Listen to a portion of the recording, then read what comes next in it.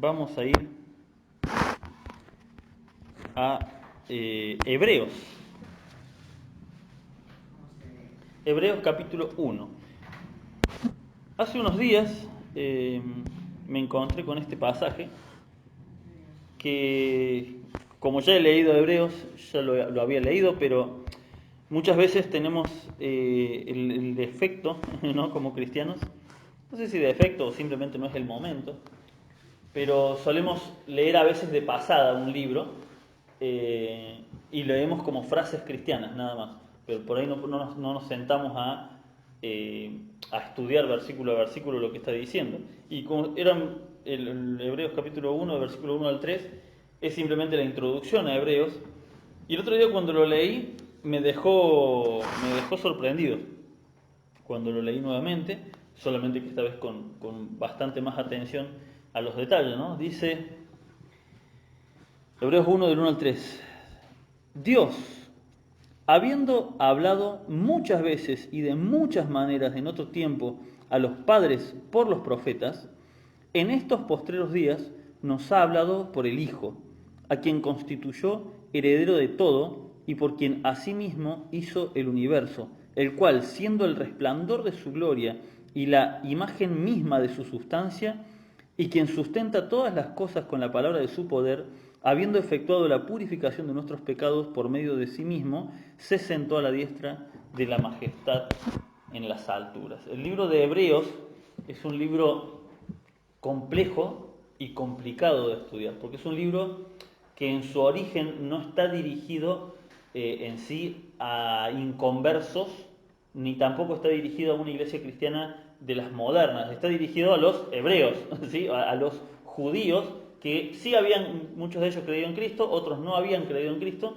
y el libro de Hebreos es una explicación magnífica y bastante compleja. De hecho usa uno de los libros más difíciles de dar para enseñanza, porque primero que está apuntado sobre todo a los judíos, pero obviamente la enseñanza no cabe a todos los seres humanos, ¿no? Pero el idioma, la forma, la dialéctica que usa es complicada, es bastante compleja cómo se expresa el escritor de Hebreo.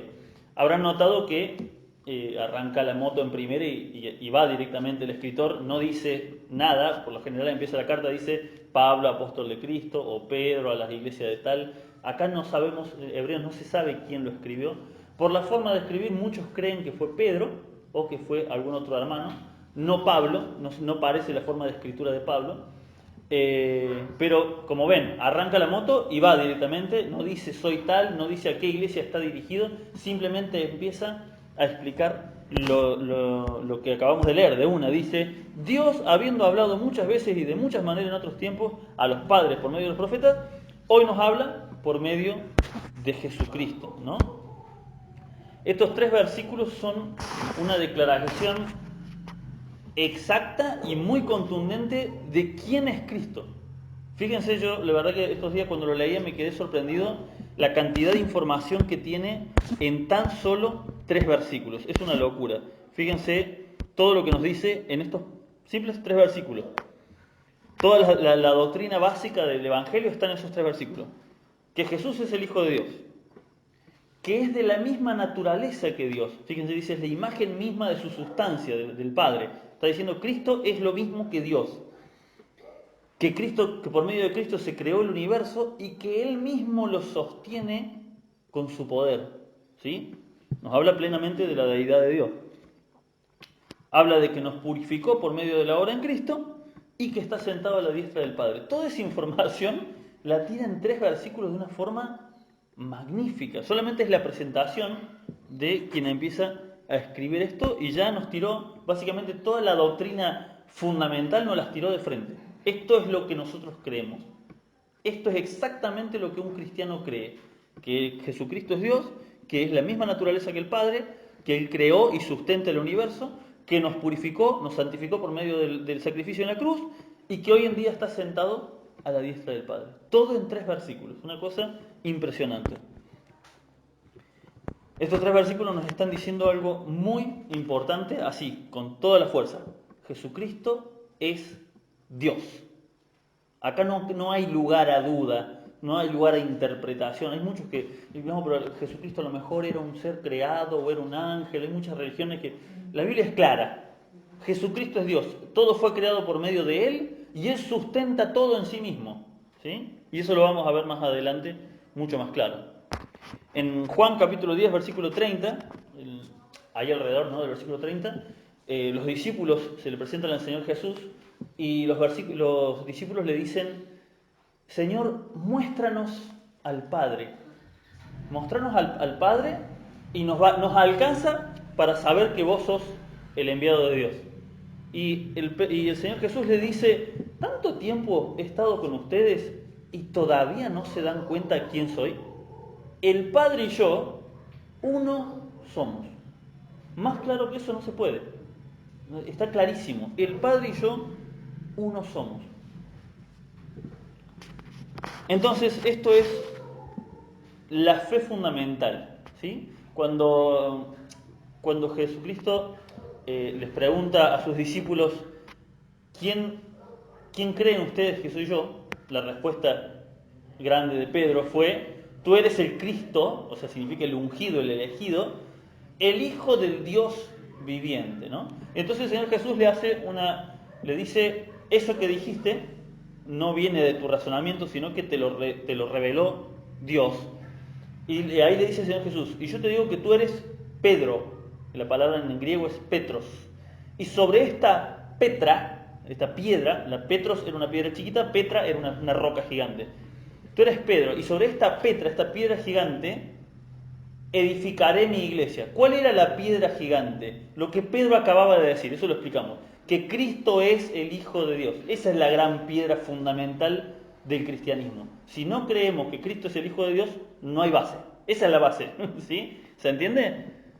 Entonces lo importante que todos nosotros seguramente tenemos acá, ¿sí?, no estoy apuntando a hacerles entender nada nuevo, es que si decimos que creer en Dios, tenemos que creer que Jesucristo es Dios hecho hombre. ¿Amén? Fue Dios hecho hombre y hoy está sentado a la diestra del Padre. Eso es como lo básico. Es como partimos de acá, es la Petra, es la piedra fundamental. De aquí podemos empezar, dice: sobre esta piedra edificaré mi iglesia. Si no creemos lo básico, lo importante, que es que Cristo es el Hijo de Dios, que es Dios mismo hecho hombre, si no creemos lo básico, no podemos empezar a edificar la iglesia. O se va a caer a pedazos, o la vamos a edificar mal, o el cimiento no va a estar correcto y se nos va a desmoronar la fe, porque la base no está bien. Y la base tenemos que tenerla en clara: Cristo es Dios. ¿Amén? Y bueno, nosotros podemos decir, obviamente, sí, creo en eso. Yo creo que cada uno de los que estamos aquí podemos decir que sí creemos en eso. Pero bueno, yo les he comentado en otra oportunidad que yo tengo un conocido, una barra amigo, no es muy amigo, simplemente somos conocidos, charlamos, que lo he invitado a la iglesia, lo he tratado de acercar a las cosas de Dios. ¿Por qué? Porque él mismo dice que él cree en Dios, que cree en Jesús, que cree que Jesús se hizo hombre, que cree que murió en la cruz y cree que resucitó. Y cree que es el Salvador del mundo. Ahora, no quiere él participar de la iglesia, no le interesa, no lee la palabra, pero él dice que él cree eso. Pero no da un paso hacia ningún otro lado. Su fe se quedó ahí: sí, yo creo, se quedó en la piedra fundamental, pero no empieza a edificar. No va para ningún lado esa fe, está muerta. La fe sin obras, si no empezás a obrar, cuando decís que tenés fe, si no empezás a actuar como un hijo de Dios, es una fe que está muerta en realidad, está inerte. Es literalmente como una piedra para un cimiento que no se empieza la edificación nunca. Tristemente hay muchos que creen así, ¿no? Y el mismo Señor Jesús les dice: si alguno cree, dice, que Dios que existe un Dios, les aviso, dice, que los demonios también creen y tiemblan delante de la presencia de Dios. Y eso no significa nada. Decir creo en Dios no significa absolutamente nada si no empezamos a ver una edificación en esa vida, si no empieza a crecer, ¿sí?, como un edificio esa persona. Entonces nosotros podemos decir: sí, yo creo en Dios, yo creo que Jesús es el Hijo de Dios, pero decir yo creo en alguien implica que creemos lo que esa persona es o esa persona dice. Por ejemplo, para que se entienda, yo digo, me voy a poner yo como ejemplo. Se me acusa a mí, por ejemplo, de haber robado o haberme quedado con una plata que no correspondía. Yo quiero creer, obviamente, que mi esposa, mi madre, mi hermano, los más allegados, como saben cómo soy de hincha con la plata, saben que yo no me voy a meter con plata ajena. Entonces ellos podrían decir, mi esposa podría decir, no, yo creo en mi marido, yo creo en la palabra de mi marido. Entonces, por consecuencia, ella va a actuar de acuerdo a eso. No, yo no creo que sea otros capaz que dirán, ah, míralo vos, Maikito, predicando ahí, robando, quedándose con plata ajena, ante una denuncia que no se sabe si es falsa o no. Pero mi esposa que cree en mí, yo calculo que va a salir en mi defensa. Si yo lo veo como es con la plata, ¿por qué se va a quedar con un vuelto que no tiene sentido? ¿Se entiende? Eso es yo creo en. ¿Sí? De la misma manera yo creo en mi esposa. ¿Sí? Si me acusan algo de ella, que yo me hace ruido por todos lados, yo creo en mi esposa, así que no te voy a dar mucho hilo con esto porque no tiene sentido. Eso es yo creo en. Yo creo en la palabra de esa persona, yo creo en las actitudes, yo creo en cómo es esa persona, y en base a cómo creo en esa persona, voy a decir, no, yo confío en esa persona, así que yo la apoyo a esa persona. Porque estoy seguro que esta persona no hizo esto de lo que lo están acusando. ¿Sí? De la misma manera, cuando digo yo creo en Jesús, en lo que estoy diciendo que creo es en la palabra de Jesús. Porque si creen en mí, creen en que la palabra que yo digo es verdadera y no estoy mintiendo, no me quedé con esa plata, soy inocente. Si dije que no robé, no robé. De la misma manera, si yo digo yo creo en Jesús, en lo que yo digo que creo, no es en la existencia de Jesús, sino que lo que Él dice, eso es verdad. Nadie dice yo creo que existe un Maico. No, si dice yo creo en Maico, yo creo que es un hombre honesto, supongamos, ¿no? O no, como sea. Cuando hablamos del Señor, cuando hablamos del Señor Jesús, cuando decimos yo creo en Jesús, no estoy diciendo yo creo que existe un Dios. Estamos diciendo yo creo que lo que dice la palabra de Jesús es verdad. La palabra de su boca es real. La creo y la recibo perfectamente. ¿Se entiende? Entonces, mucho ojo, porque cuando abrimos nuestra boca para decir yo creo en Dios, lo que estamos diciendo es yo creo en la palabra que salió de su boca. Y fíjense, vamos a ir a Juan, capítulo 1, un pasaje clave que ya lo hemos visto en otras oportunidades, pero que lo vamos a refrescar. Un pasaje que, sabiéndolo interpretar, nos dice todo. Juan capítulo 1, versículo 1, esta introducción que hace Juan al Evangelio de Juan, ¿no? Dice, en el principio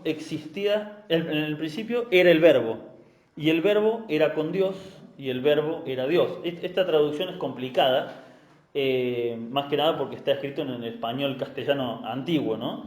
Pero yo se los voy a leer en la nueva traducción viviente, que es un poquito más exacta, porque ahora les voy a decir exactamente cómo es la palabra. Dice, en el principio existía la palabra. En realidad dice, en el principio la palabra ya existía. La palabra estaba con Dios y la palabra era Dios. ¿Sí? En la Reina Valera se tradujo como verbo. ¿Por qué? Porque verbo, ¿qué es un verbo? Es una palabra que implica una acción, un movimiento, un algo que está vivo, que está en movimiento. Y la palabra original es logos. En el principio existía el logos. ¿Qué significa? La palabra viva significa una palabra, también se traduce como una sentencia, una palabra. Miren cuando dice, y dijo Dios, sea la luz. Esa era la palabra de Dios en movimiento, era el logos. Era Cristo mismo hablando, expresando las palabras de su boca, y ahí a base de eso se creaba. Entonces, en el principio, cuando habíamos visto también que cuando se refiere al principio se refiere Génesis 1.1, cuando dice, en el principio Dios creó el cielo y la tierra, en el principio del tiempo. En el principio dice, ya existía la palabra, dice la traducción. ¿La palabra quién es? Cristo. O sea, hermanos, cuando la palabra acá nos dice, en el principio ya existía el verbo, ya existía la palabra que hoy leemos como Biblia es Cristo mismo. ¿Se entiende? La palabra, la sentencia de su boca, ya existía antes de que sea escrita. No es algo improvisado, no es algo que fue pasando y la gente iba escribiendo. La palabra de Cristo es eterna. Existía desde antes del principio, antes de la fundación del mundo, la palabra ya estaba. Todavía no estaba escrita en papel, pero la palabra estaba viva. Porque el verbo dice, estaba con Dios y el verbo era Dios, es Jesucristo. Por lo tanto, cuando leemos la Biblia, estamos leyendo que decimos la palabra de Cristo, no es cualquier cosa, estamos leyendo a Cristo mismo. No es que estamos leyendo una historia de Cristo, estamos viendo a Cristo, estamos leyendo literalmente lo que pasó con Él, lo que Él es, la esencia de Él mismo. ¿Se entiende o no se entiende? Entonces no es cualquier cosa, no es la Biblia como un manual de medicina que nos dice cómo es el cuerpo humano. No, el manual es Cristo mismo. El manual es el cuerpo humano. Estamos leyendo a Cristo, estamos viendo exactamente desde Génesis hasta Apocalipsis, estamos viendo a Cristo. Y cuando los que han tenido la oportunidad de estudiar y leer toda la Biblia al principio, va viendo que Cristo está en todo, está desde el principio, desde Génesis 1:1, está hasta el final, durante toda la Biblia. Entonces, exactamente, Jesucristo es la palabra que leemos. Él es la palabra viva que leemos. Estamos leyendo a Cristo. ¿Por qué tenemos que leer la palabra todos los días? Porque estamos consumiendo a Cristo cada día de nuestra vida a través de su palabra. Estamos llenándonos de Cristo, ¿sí? Porque Él es su palabra. Entendiendo esto, la pregunta importante es: ¿qué tan obedientes somos a su palabra? Porque estamos hablando de que es Cristo mismo quien está hablando a través de lo que leemos. ¿Qué tan obedientes somos a esa palabra, no? Una pregunta que yo me hacía es, si apareciera, porque hay muchas cosas que nos cuesta, a todos nos cuesta, hay áreas de nuestra vida que nos cuesta dejar, o nos cuesta perdonar a alguien, o nos cuesta dejar algún vicio, o nos cuesta dejar alguna amistad con la que tenemos mucho cariño a lo mejor, y sabemos que a lo mejor nos puede llevar por mal camino. La pregunta es, esa cosa, eso de nuestra vida que nos cuesta dejar, si Jesús se manifestara acá en forma física y visible y tangible, como Tomás, que pudo tocar y todo, si Jesús se manifestara ahora acá y te dice, Maico, deja ese pecado, ¿lo haríamos? Y yo creo que sí. Es como que se me manifestó en cuerpo físico y claramente me dijo, ahora, si yo ya sé, la palabra de Dios ya me dijo que ese pecado estaba ahí y que eso estaba mal, ¿por qué estoy tardando en obedecer? Porque si Él se presentara en cuerpo físico y me dijera, quiero que perdones a este hermano o a esta hermana que te hizo daño, quiero que lo perdones a partir de este momento, nos dijera. Así, apareciera en cuerpo físico. Maico, perdona a este hermano y olvídate de lo que hizo, lo malo que te hizo, perdonate y olvídalo. Creo que en nuestro corazón estaríamos desesperados. Ok, el Señor, sí, hago caso. ¿Por qué no lo hacemos si ya está la palabra viva de Dios diciéndonos que lo hagamos? ¿Es así o no es así? Amén.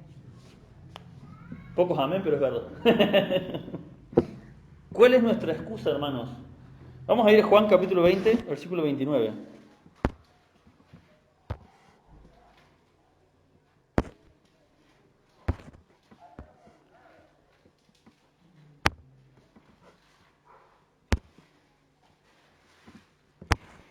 Acá en Juan 20, 29 vemos la historia de Tomás, ¿no? Cuando él reclama, dice, hasta que yo no vea al Señor Jesús después de resucitado, hasta si yo no veo, dice Tomás, a Jesús en carne propia y toco las heridas de su mano y de sus pies y de su costado, no voy a creer, dice Tomás. A menos que sea así, yo no lo voy a creer. Y el Señor Jesús se le manifiesta y le dice, vení Tomás, toca, fíjate, acá está el hueco de la lanza, está acá, los huecos de las manos, toca, ¿no? Y bueno, y ahí Tomás, obviamente, adora al Señor, pero el Señor Jesús le dice, versículo 29, Jesús le dijo, porque me has visto, Tomás, creíste. Bienaventurados los que no vieron y creyeron. Si el Señor Jesús se nos presentara en cuerpo real, físico, y obedeciéramos por eso, esa obediencia no tendría valor. Porque lo haríamos porque lo estamos viendo.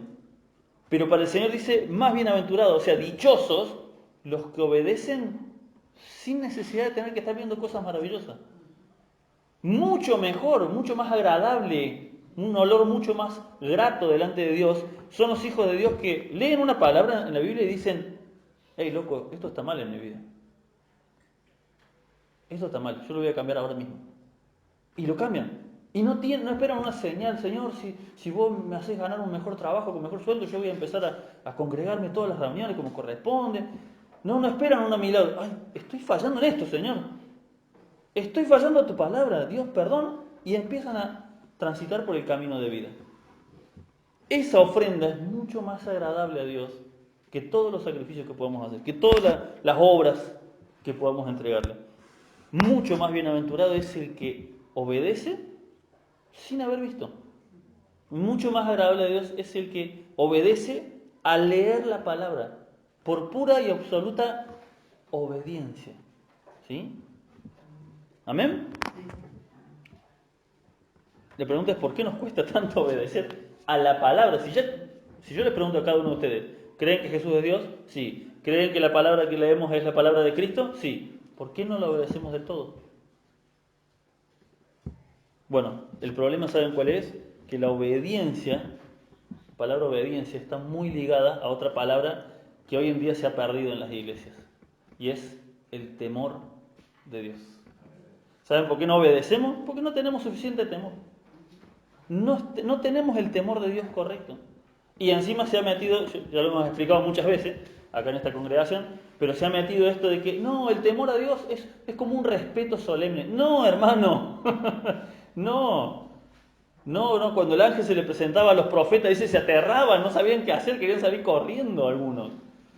No, el temor de Jehová es temor a verdaderamente ofenderlo, porque sabemos que estamos ante el Dios verdadero.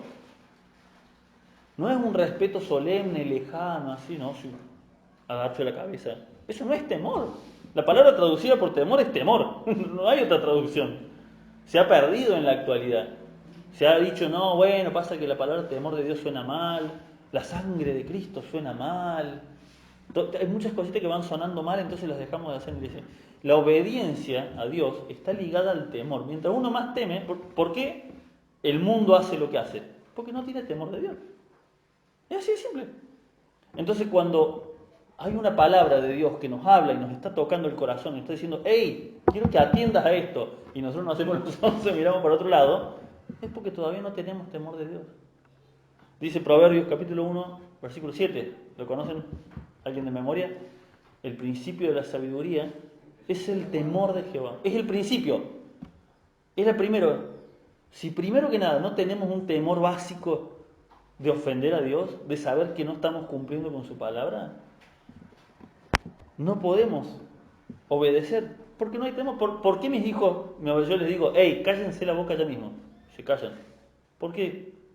Porque aunque me aman y los amo, tienen temor de su padre y saben bien que van a cobrar si no me hacen caso. Ayer me tocó un cliente que suele ir al negocio con un nenito que tiene como 3, 4 años y el nene grita, ay Dios santo, ¿cómo grita? Porque quiere un autito y claro, vio los que tengo yo en el negocio son chiquitos y vio uno caro al lado y quería el de al lado y gritaba y pataleaba y el padre con una cara así fija decía, hijo, se ve que tenés sueño ya. Y el hijo, ¡ruah! Parecía que estaba poseído el hijo. Él decía, ay, se ve que tenés sueño. Y lo amacaba y el hijo, pero en serio, parecía poseído como ya, porque quería el autito que había visto al lado. ¿Qué pasa con ese nene? Yo no le puedo decir nada, obviamente, no es mi hijo. Pero sí sé que mi hijo no va a hacer eso nunca en la calle. ¿Por qué? Porque mi hijo tiene temor de su padre. Ese niño, claramente el padre no le impuso, con tanto amor, no le impuso el debido respeto y temor que tendría que tener, nada más. De decir, hay padres que cuando lleguemos a casa vas a ver, chao, se acabó todo. ¿Por qué? Porque saben que es verdad. Bueno, el Señor, hermanos, cuando Él nos dice algo, a pesar de que Él habla con amor, dice con amor eterno nos ha amado, nos atrajo con cuerdas de amor, eso no quiere decir que nosotros tengamos que perder el temor de Dios. Eso no quiere decir que no tengamos que tener temor de obedecer a su palabra por nuestro propio bien. Porque si mis hijos me hacen caso, por su propio bien. Nosotros, hermanos, eso no cambió nunca. La modernidad lo ha tratado de ablandar al temor de Dios, pero la obediencia está ligada al temor de Dios. Y tenemos que verlo de esa forma solemne y allá arriba para entender de que dice, como son más altos los cielos que la tierra, así están más altos los pensamientos de Dios que los tuyos. Así que cállate y obedece la palabra de Dios. De hecho, hoy más que nunca la rebeldía, ¿sí?, está de moda, ¿sí? Sabemos bien. La obediencia, yo he escuchado gente decir, ¿todavía se predica eso del temor de Dios en las iglesias? Yo he escuchado a gente decir eso. ¿Todavía se predica el temor de Dios? La rebeldía, y no solamente en el mundo, en las iglesias también está de moda. No, no voy a hacer las cosas de esa forma, las voy a hacer de esta porque me parece a mí que es mejor. ¿Sí?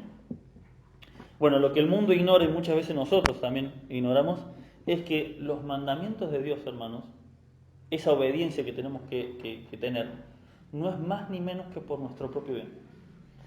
Si yo le digo a mi hijo, no toques la pava cuando está prendida, no te acerques, es más, yo le digo, no te acerques a la cocina. Yo pongo la pava y les digo, pego el grito en la casa, nadie se acerca a la cocina, porque puse una olla grande y si la tocan se cae y se queman en vivo. Y yo mismo he tenido que llevarlos hasta el lado de la cocina cuando eran chiquitos, ahora ya no, ya hacen caso, pero de chiquito les agarraba la mano, ¿querés tocar? ¿Querés tocar? Les tenía que hacer para que entiendan que el calor les iba a hacer daño. Y a veces Brunito, León me decían, bueno, me decían, entonces yo les dejaba que su manito toque un poquito la punta de los dedos y sacaban y se daban cuenta que dolía. Ese pequeño dolorcito los previno, entonces ni se acercan a la cocina. Yo les digo, puse una olla, no se acerquen, nadie se acerca. Tuve que hacer una obra de temor en ellos para que entendieran que yo no quiero que les caiga una olla de agua hirviendo encima. Así que prefiero pasar ese momentito de feo y que ellos entiendan. El Señor es así con nosotros, hermano. A veces los momentitos feos que pasamos son advertencias del Señor. Esos momentos de incomodidad, esas tristezas mínimas que a veces, porque son mínimas, ni siquiera a veces son tristezas reales, ni siquiera son cosas graves. ¿Sí? Hemos tenido cosas graves, la hermana Lili con cáncer, eso fue algo grave, hermano. Pero a veces nos pasa cosas que son mínimas y ya se nos desmorona la vida porque no salió como nosotros queríamos. A veces esas son simplemente quemaditas así que el Señor nos acerca la mano a la pava para que, mirá lo que pasa si no me haces caso. Son por nuestro bien. Y eso es lo que el mundo no entiende y eso es lo que muchos supuestos cristianos no entienden. De que la obediencia está ligada al temor por nuestro bien, hermanos. Por nuestro bien. Vamos a Mateo capítulo 7.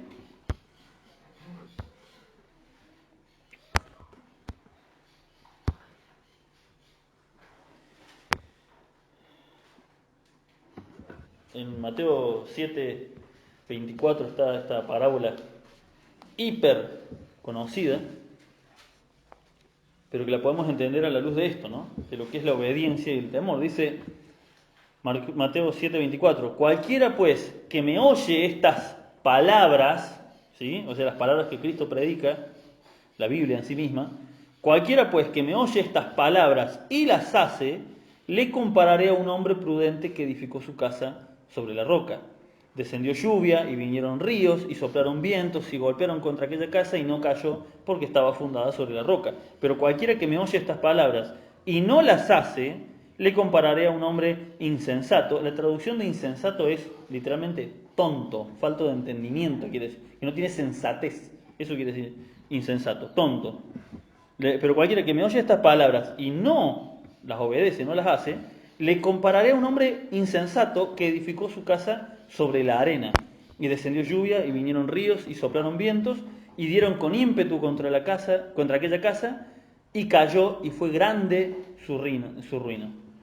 Así, hermanos, es las advertencias que el Señor nos va dando día a día a través de su palabra. En cada enseñanza, en cada nueva predicación, en cada devocional que leemos, tenemos que estar atentos porque Él nos está advirtiendo, ¿no? Y la edificación esta de la casa sobre la roca y la casa sobre la arena, la casa sobre la roca ya sabemos cuál es. Lo acabamos de decir al principio. ¿Cuál era la base que tenemos que tener? Que Cristo es Dios y que su palabra manda por encima de todo. Si partimos de esa base y obedecemos su palabra, la edificación va a ir bien.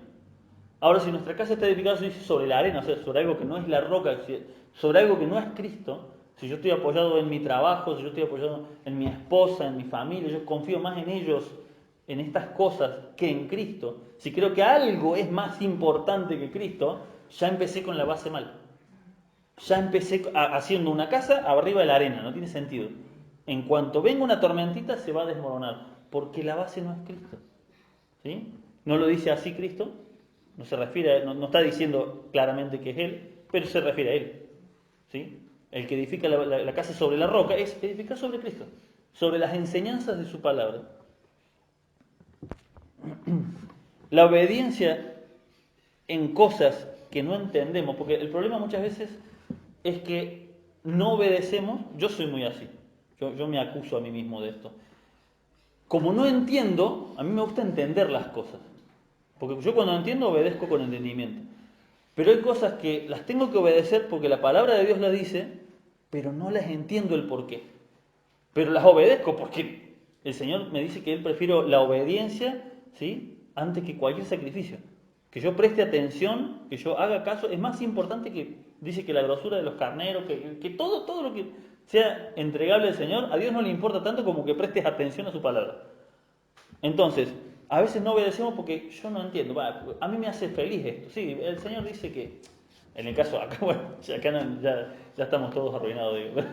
menos Mili. Pero en el caso del casamiento, hay muchos que dicen, ¿y por qué tengo que esperar para ser feliz con mi pareja hasta el casamiento? No lo entiendo. Yo no lo entiendo, pero si a mí me hace feliz, pero si se trata de mi felicidad, y me enfoco tanto en mí, y no en lo que el Señor me está dando una advertencia para mi bien, ¿sí?, que termino poniendo en primer lugar a mi felicidad, porque yo no entendí por qué era mejor esperar el tiempo correcto de Dios. ¿Se entiende? Así en todo.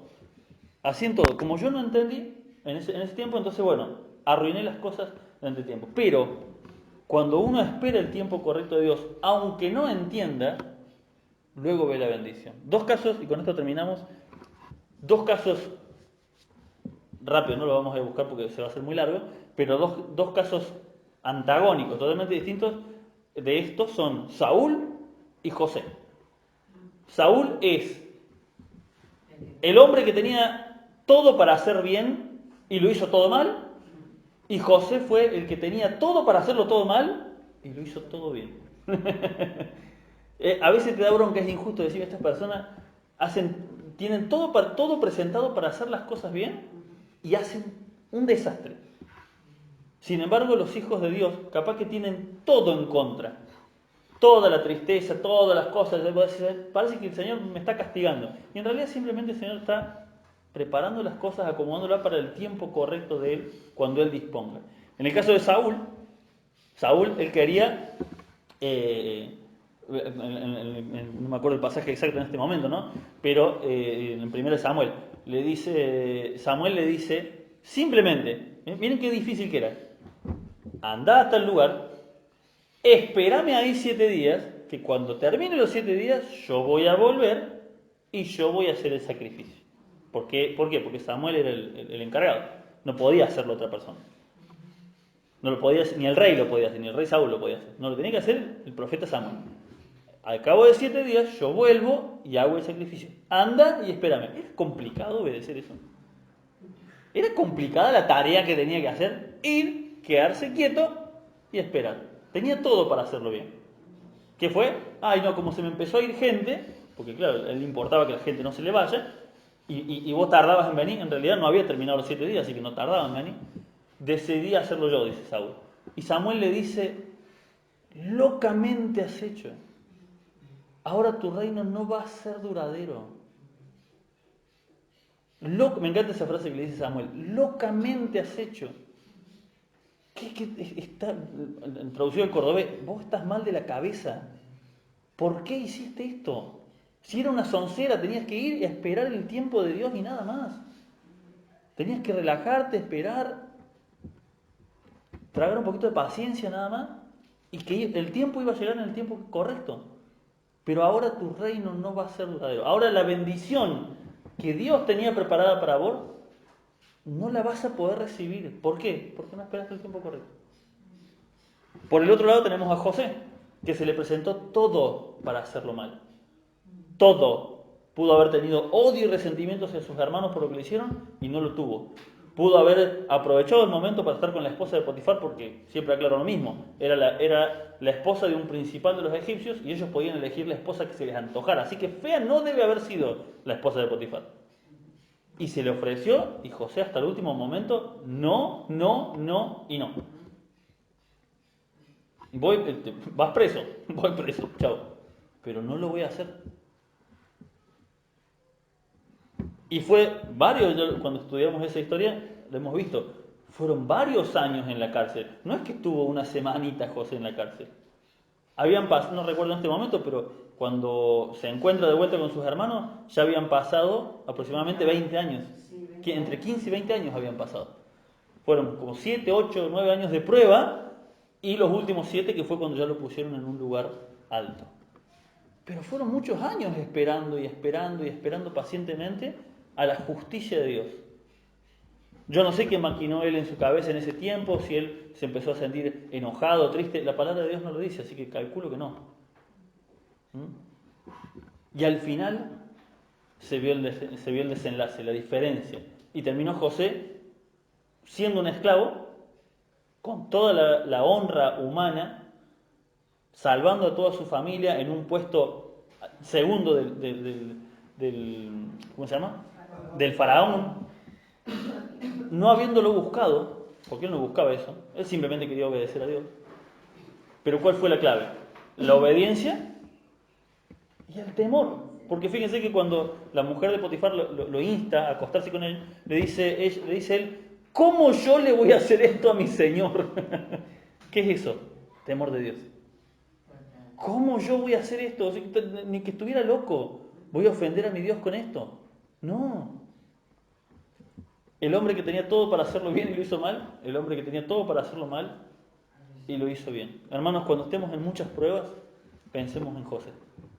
Es preferible que seamos ese. El hombre que tenemos, todo nos sale mal, pero que al final, por la gracia de Dios, decidimos creer por fe y hacerlo bien. Terminamos, vamos a Deuteronomio capítulo 5.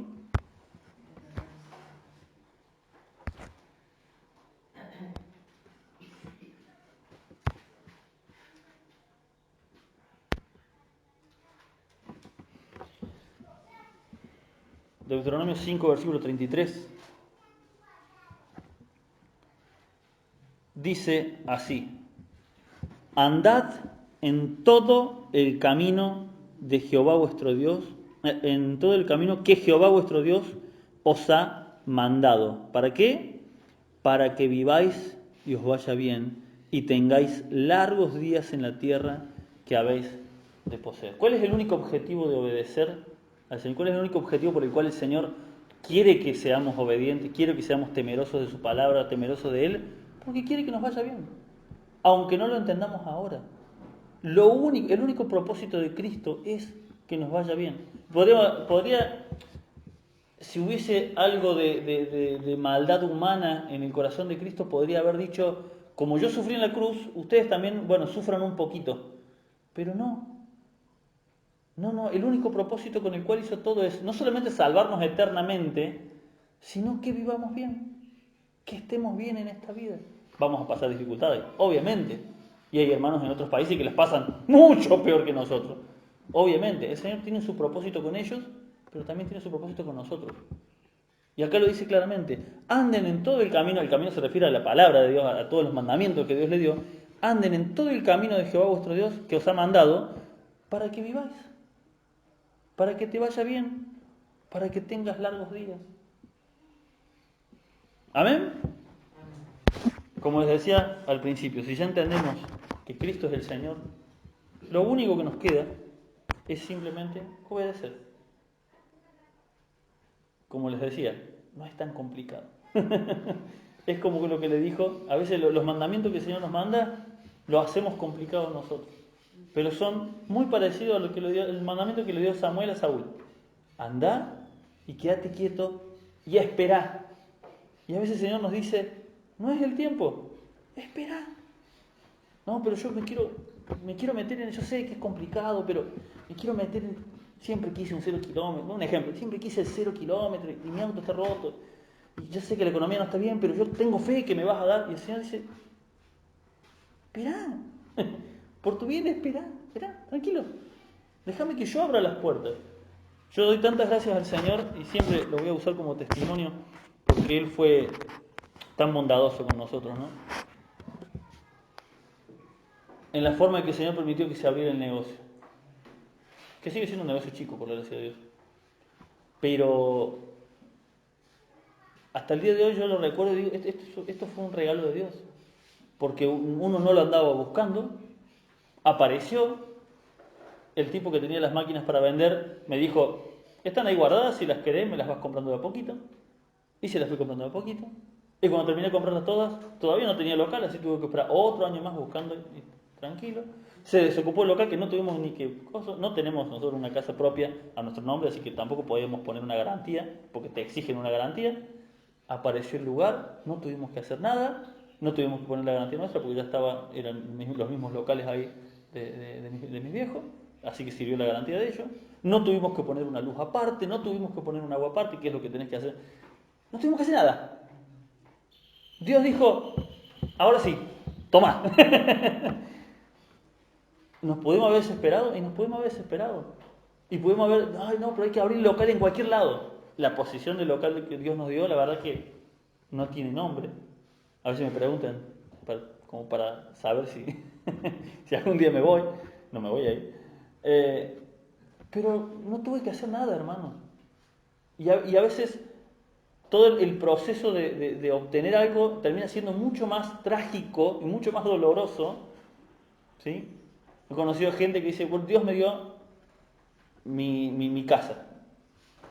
Y hace muchos años que todavía la están pagando y la sufren. Bueno, pero Dios ya me la dio. Yo no sé cómo trata Dios con cada uno, pero yo sé que cuando Dios da las cosas, las da. Yo sé que cuando Dios abre las puertas, las abre. Y si fue de Dios, no te va a permitir que sufras durante una eternidad y que cada mes sea una agonía para ver si puedes pagar lo que te metiste. Doy el ejemplo económico, así puede ser en las relaciones, hermano, así puede ser en las parejas, ¿sí? Así puede ser en cada cosa de nuestra vida. No se queden con, pongo el ejemplo de local porque es el ejemplo mío, nada más, no crean nada especial, o sea, me refiero, cada uno aplíquelo a su vida para ver, ¿esto verdaderamente vino de Dios? O si yo a lo mejor hubiese sido más obediente, o si yo hubiese sido más paciente, si hubiese tenido más temor, hubiesen surgido mejor las cosas. O mejor aún, si todavía estamos a tiempo. ¿Estoy a tiempo todavía de corregir este camino? ¿Estoy a tiempo de no meter la pata por este lado? Pidamos guía al Señor, porque lo único que quiere es nuestro bien. Lo único, lo acabamos de leer, lo único que quiero, dice el Señor, es que te vaya bien. Él es nuestro Padre, por medio del Señor Jesucristo, ahora no es solamente nuestro Dios, es nuestro Padre. ¿Alguno de ustedes que es padre quiere que a su hijo le vaya mal? ¿Algún consejo que le hayan dado al hijo fue para que al hijo le vaya mal? Nadie. ¿Cuánto más el Dios que todo lo sabe? Amén. El Señor les bendiga.